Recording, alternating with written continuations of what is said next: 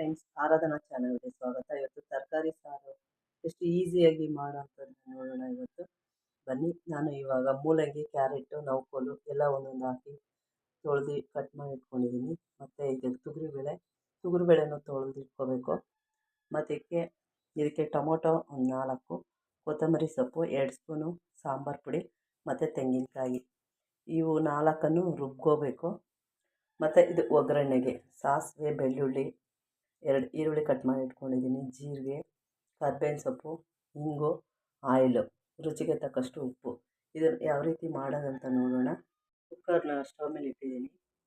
ಅದಕ್ಕೆ ಆಯಿಲ್ ಹಾಕ್ತಾಯಿದ್ದೀನಿ. ಅದು ಸ್ವಲ್ಪ ಬಿಸಿ ಆಗಬೇಕು.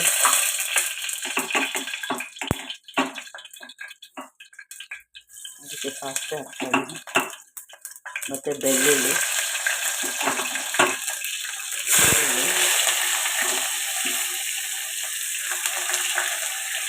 ಜೀರಿಗೆ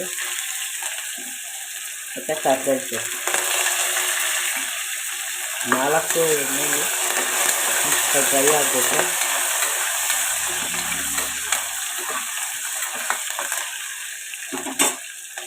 ಸ್ವಲ್ಪ ಇಂಗು,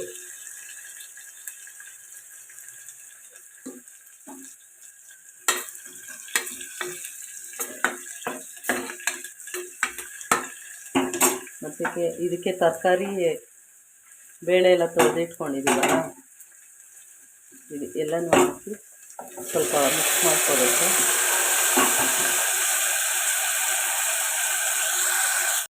ಎಣ್ಣೆಯಲ್ಲಿ ಒಂದು 5 ನಿಮಿಷ ಎಲ್ಲ ಫ್ರೈ ಮಾಡ್ಕೊಳ್ಳಿ, 1-2 ನಿಮಿಷ. ಮತ್ತು ರುಬ್ಬಿಟ್ಕೊಂಡಿರ್ತೀವಲ್ಲ ಆ ಮಸಾಲೆಯನ್ನು ಹಾಕಿ ಅತಿ ಬೇಗನೆ ಮಾಡೋಂತಹ ರೆಸಿಪಿ ಸಾಂಬಾರು ಪುಡಿ. ಮನೆಯಲ್ಲೇ ಮಾಡಿಟ್ಟಿರೋದಂಥ ಸಾಂಬಾರು ಪುಡಿ ನೆಕ್ಸ್ಟ್ ಟೈಮ್ ಅಪ್ಲೋಡ್ ಮಾಡ್ತೀನಿ, ಅದು ಯಾವ ರೀತಿ ಮಾಡೋದಂತ. ಮತ್ತು ರುಚಿಗೆ ತಕ್ಕಷ್ಟು ಉಪ್ಪು. ಇದನ್ನು 3 ವಿಸಲ್ ಕೂಗಿಸಿ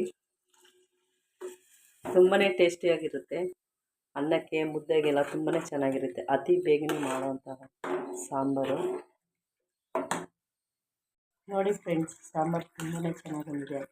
ಲೈಕ್ ಮಾಡಿ, ಶೇರ್ ಮಾಡಿ, ಕಮೆಂಟ್ಸ್ ಮಾಡಿ, ನಿಮ್ಮ ಫ್ರೆಂಡ್ಗಳಿಗೆಲ್ಲ ಶೇರ್ ಮಾಡಿ. Thank you for watching.